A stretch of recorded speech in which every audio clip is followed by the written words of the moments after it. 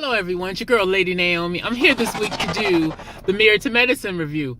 Curtis is trying to get back in the house, and yet Heavenly just can't leave Mariah's mother's name out of her mouth. Let's get started.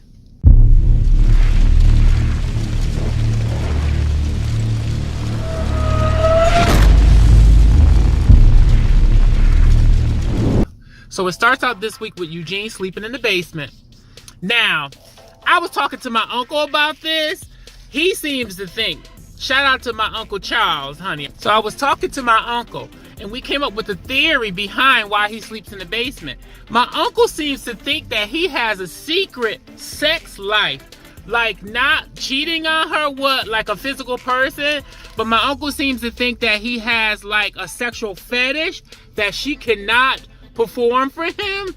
I wonder what it is that he chooses to sleep in the basement. Like she always said that he masturbates a lot. He's masturbating to something that you cannot fulfill, Miss Thing. Okay, Miss Toya.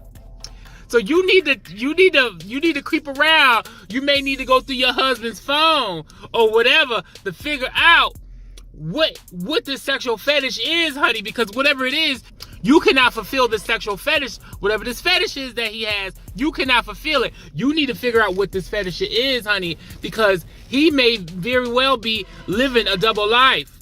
Okay? Allegedly, honey. He might got some other fetishes, some instruments that you don't have, and I'm gonna leave it at that, Miss Thing, okay?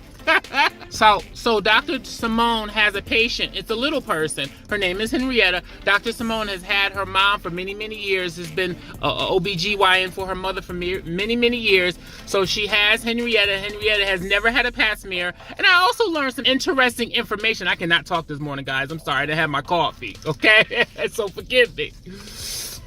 We also learned some interesting information, guys, that a little person can get pregnant just as easier as a taller, a normal sized person.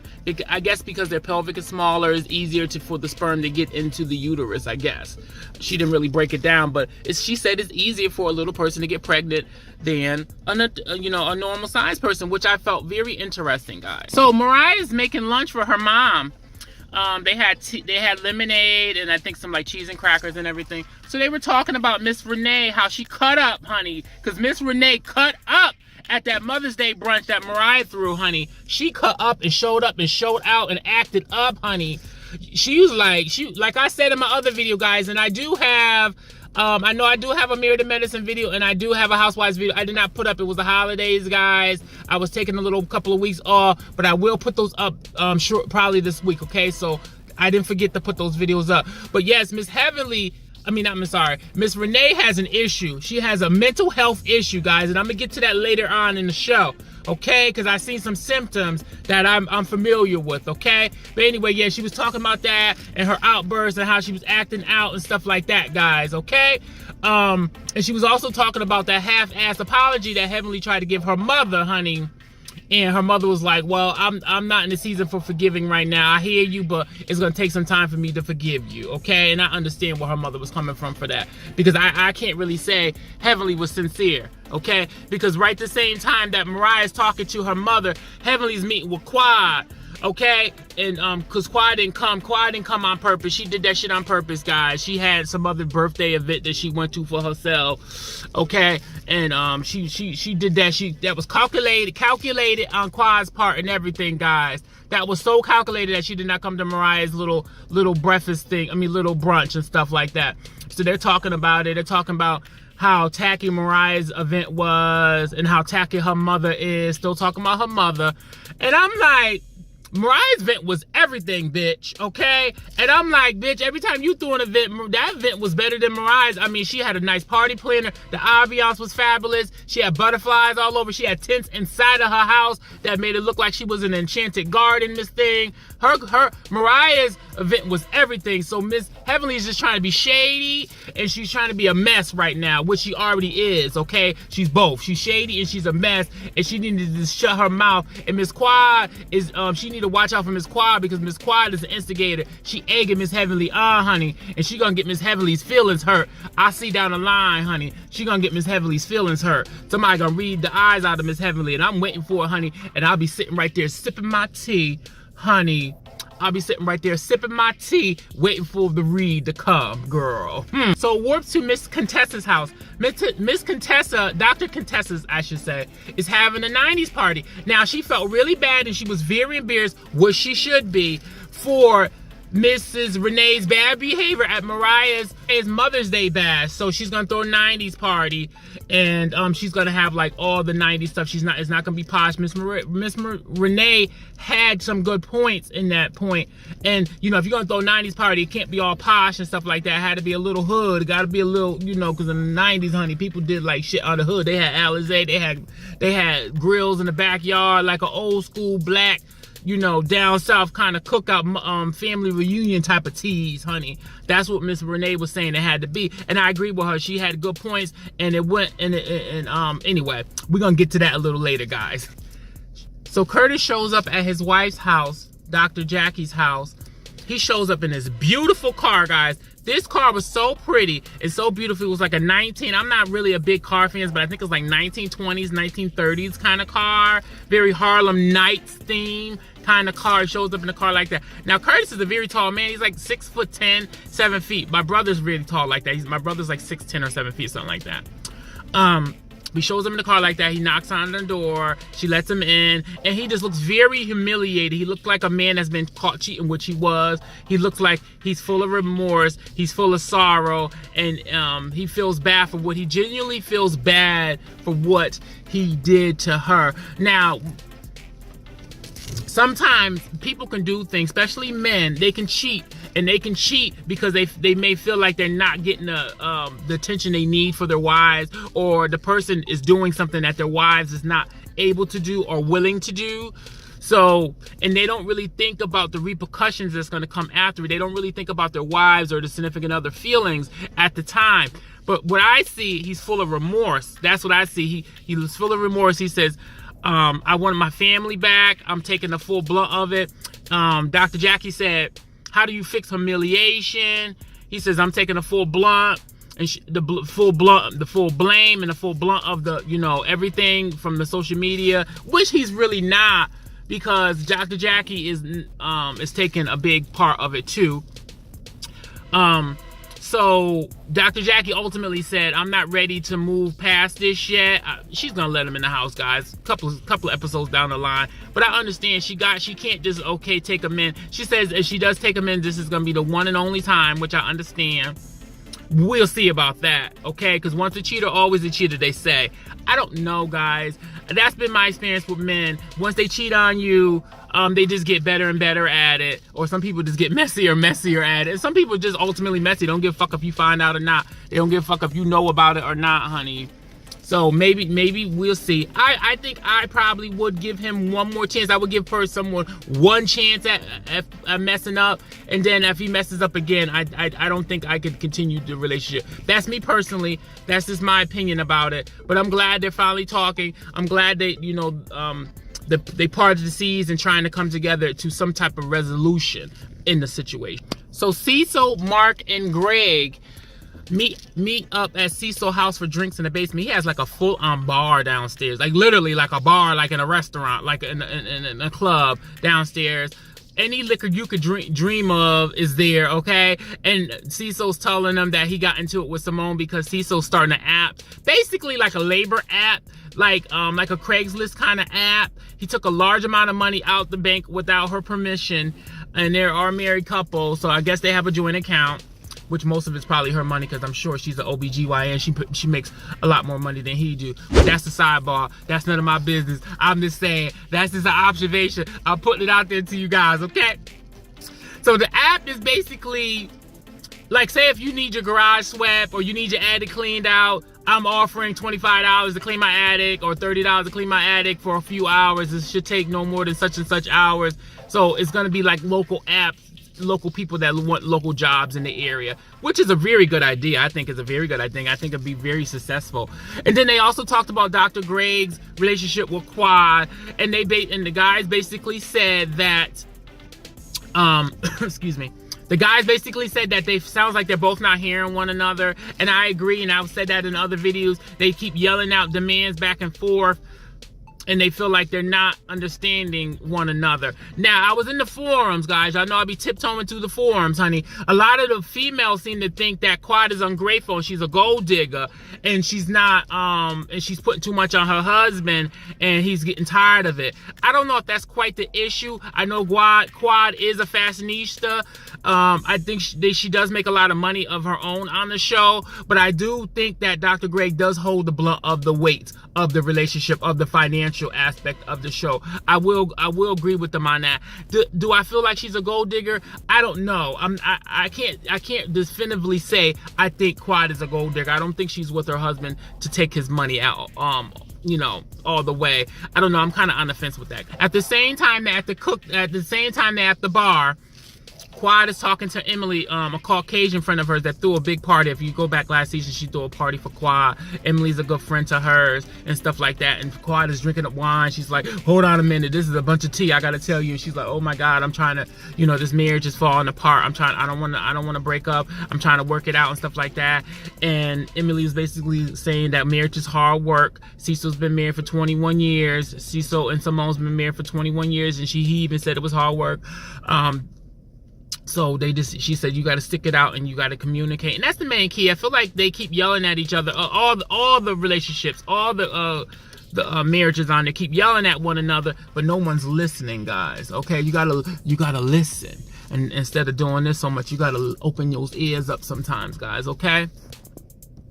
So Dr. Simone shows up at Dr. Jackie's house. She's on her way to work. She left the car running in the driveway. Dr. Jackie's lookbook is finished. Now, the lookbook is a cancer book of people surviving breast cancer survivors. She got a bunch of pictures of people. Now, if you remember the first episode of the season, I believe that a lot of the girls, Heavenly and a couple of the girls, got into a big argument at the photo shoot and stuff like that, and Dr. Jackie went off on them.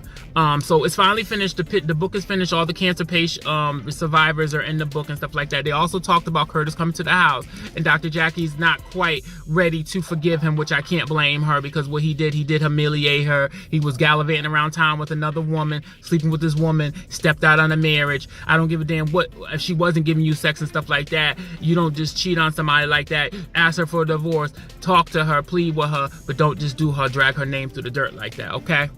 Okay, so it comes to Dr. Contessa's cookout, her 90s party, okay? So everybody's looking nice. Now, right before the guests get there, though, Miss Renee, Dr. Contessa asked her, can she feed the kids? She is the nanny. She's paying this lady to be the nanny, okay? So Renee gets this attitude and starts throwing things. She literally threw a plastic spoon or something at Dr. Contessa. Now, this is my observation. This is all alleged, but this is from the outside looking in. Like I say, guys, that's what these reviews are about, honey.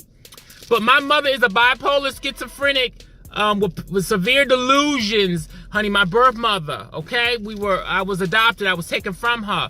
And I've had a few bipolar boyfriends. Miss Thing needs some meds. Miss Renee, baby, I'm gonna need you to go see a psychiatrist and a psychologist, honey. I'm sorry, Mr. Darnell Jones. I'm about to read your mother. She needs some meds, y'all.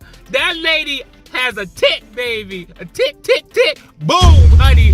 That baby, Miss Renee exploded on camera, girl. Okay? Got all up in Miss Contessa's face and talking about what you gonna do about it. You don't like my attitude? I'm gonna need you to go have several seats, Miss Renee. Honey, you don't go off on your employer like that.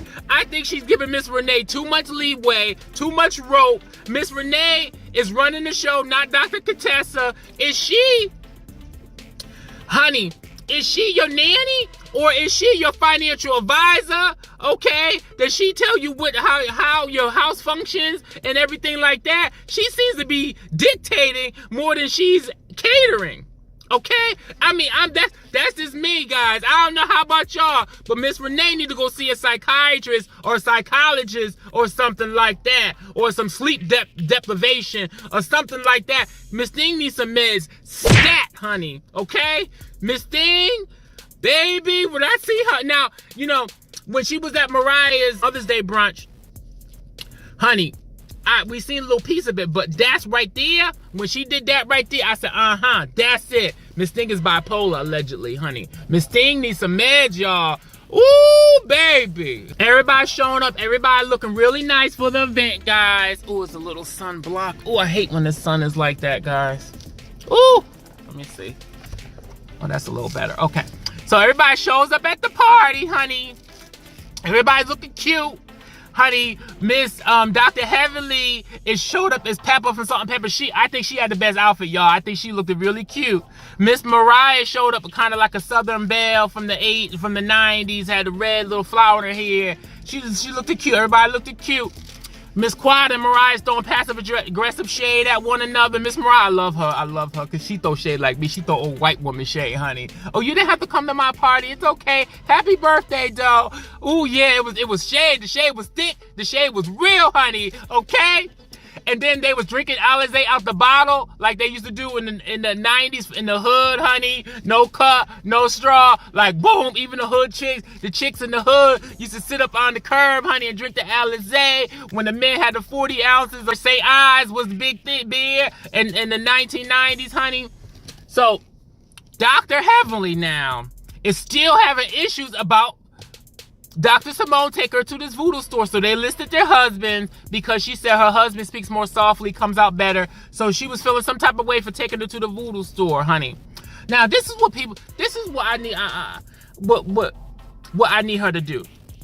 You have to respect people's religions, okay? Now, I don't care what you heard. I think Dr. Heavenly is a little ignorant for what she heard about voodoo. She's taking it that it's, you know, people put hexes and stuff like that. That's all you hear or heard about it. So she feels like it's, you know, it's a hex kind of thing. The guy, basically, she was listening, like I said, listening, and she was listening. It's a religion. That's actually some people's religion. Just like some people are Catholic or anything like that. So she needs to respect people's religion. I understand that she feels like it's a devil's kind of religion and stuff like that. But she needs to respect people's religion. And how she felt about the issue, she need to let that go. I think that was long and drawn out. I think she blew that shit out of proportion. So she started crying and stuff like that. Simone was just looking at her like, you really so mad about that? Like, I thought we moved past that and stuff like that. Simone said she got back from the trip, she felt like she was throwing shade at her. She wasn't the same and all that, guys. And so they hugged it out. Dr. Heavenly started crying and all that, and boom, boom, boom, boom, boom, boom. You know how it goes, girls. It was just blown out of proportion for no reason. Miss Heavenly needed some attention, guys, basically. So Dr. Contessa was telling the girls how Miss Renee just blew up right before like a couple of minutes before they got there, and they was throwing shade. They was like, what the hell type of nanny you got, honey? Will you get her off a Groupon? And Dr. Contessa was still sticking up for her, saying she is a good nanny and stuff like that. And, you know, basically, but they was throwing ultra shade at Miss Renee. Miss Renee is a mess, guys. A big mess. An oil spill. An Exxon oil spill, bitch. Now, Miss Simone, Dr. Simone had a couple of drinks, honey, and started stirring the pot with Mariah and Heavenly. Now, y'all know they don't really get along, honey. They just started being cordial to one another. So she started stirring the pot, guys, okay? So talking about the award she gave out at Mariah's Mother's Day brunch, and how Mariah gave Toya an award and not, and the award was basically geared shade as towards Heavenly, which it was. Mariah kind of denied it, whatever, and stuff like that. I think she's just trying to keep the peace this season, but it was a little bit of shade towards Heavenly and stuff like that. So, but anyway, they should have left that there and stuff like that. And Heavenly was like, yeah, I did take it as shade, and boom, boom, boom, boom, boom. And so that went off like that. So Then they started going back and forth, and Mariah said, you turn to Heavenly's husband and said, you need to check your wife. You need to get your wife and stuff like that. So they started arguing and going back and forth. It blew up. It got real bad and real nasty and real shade. The shade was thick. The shade was real. It was going back and forth real fierce, guys. Okay? And so, Mariah slick mouth, she said something, and then Heavenly said, your mother, again, and she caught it coming out, and I was like, oh my God, did she just say that? Did she just say Mariah's mother again? After she just apologized to her mother a week ago for throwing her shade. I was like, no, she didn't just do that, guys. But anyway, guys, that's the end of that review. Next week, the fight continues, honey. Like, share, subscribe to me on Instagram, YouTube, Facebook, Snapchat, okay? I hope I didn't forget anything. But anyway, guys, I love you all. This is your girl, Lady Naomi. I am out. Bye-bye.